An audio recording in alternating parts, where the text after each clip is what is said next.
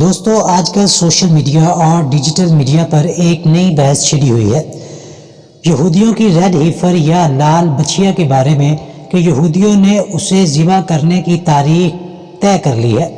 لیکن ہم آج کی ویڈیو میں بات کریں گے کہ بطور مسلمان حدیث شریف کی روشنی میں دجال کتنا طاقتور ہے اور ہم اس کے فتنے سے کیسے بچ سکتے ہیں۔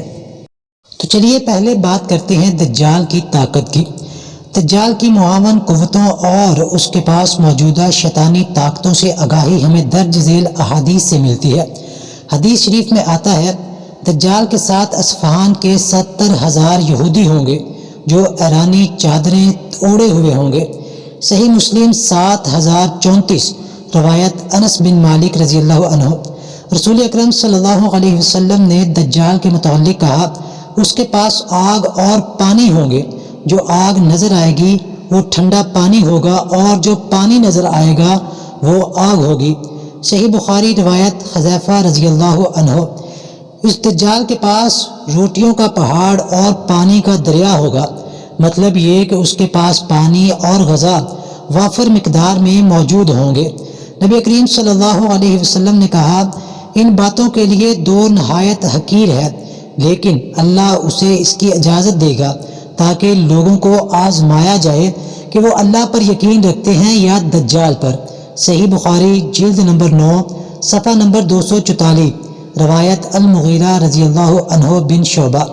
اور پھر دجال اپنے ساتھ ایک دریا اور آگ لے کر آئے گا، جو اس کی آگ میں پڑے گا اس کو یقیناً اس کا صلہ ملے گا اور اس کا بوجھ کم کر دیا جائے گا، لیکن جو اس کے دریا میں اترے گا اس کا بوجھ برقرار رہے گا اور اس کا صلہ اس سے چھین لیا جائے گا۔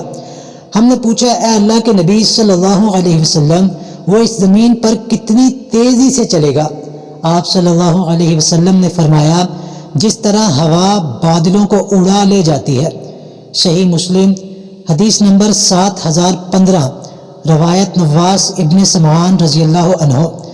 وہ دجال ایک گدھے پر سوار ہوگا، اس گدھے کے کانوں کے درمیان 40 ہاتھوں کا فاصلہ ہوگا۔ سند احمد جلد نمبر 3 صفحہ 367 اور 368۔ اللہ تعالیٰ اس کے ساتھ شیاطین کو بھیجے گا جو لوگوں کے ساتھ باتیں کریں گے۔ وہ ایک بدھو سے کہے گا اگر میں تمہارے باپ اور ماں کو تمہارے لیے دوبارہ زندہ کروں تو تم کیا کہو گے؟ کیا تم شہادت دو گے کہ میں تمہارا خدا ہوں؟ بدھو کہے گا ہاں۔ چنانچہ دو شیاطین اس بدھو کے ماں اور باپ کے روپ میں اس کے سامنے آ جائیں گے اور کہیں گے ہمارے بیٹے اس کا حکم مانو، یہ تمہارا خدا ہے۔ ابن ماجہ کتاب الفتن 4077۔ دجال آئے گا لیکن اس کے لیے مدینہ میں داخلہ ہونا ممنوع ہوگا۔ وہ مدینہ کے مضافات میں کسی بنجر شور زدہ علاقے میں خیمہ زن ہوگا۔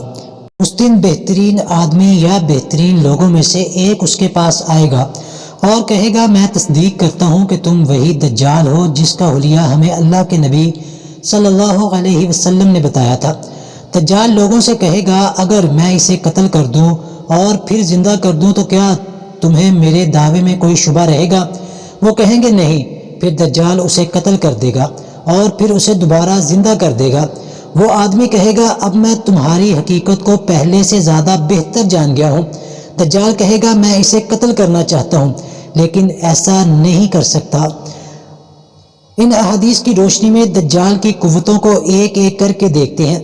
نمبر 1، اس کا قبضہ تمام زندگی بخش وسائل مثلا پانی، آگ اور غذا پر ہوگا۔ نمبر 2، اس کے پاس بے تحاشا دولت اور زمین کے خزانے ہوں گے۔ نمبر 3، اس کی دسترس تمام قدرتی وسائل پر ہوگی مثلا بارش، فصلیں، قحط اور خشک سالی وغیرہ۔ نمبر 4، وہ زمین پر اس طرح چلے گا جیسے ہوا بادلوں کو اڑا لے جاتی ہے۔ اس کے گدھے کے کانوں کے درمیان 40 ہاتھوں کا فاصلہ ہوگا۔